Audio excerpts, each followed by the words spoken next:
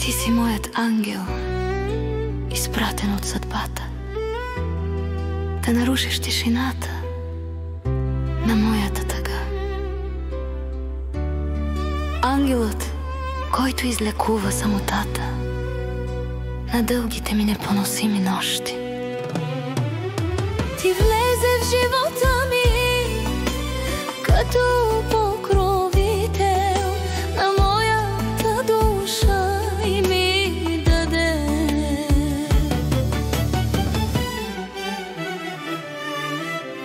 ти си моят ангел, изпратен от съдбата, да нарушиш тишината на моята тъга.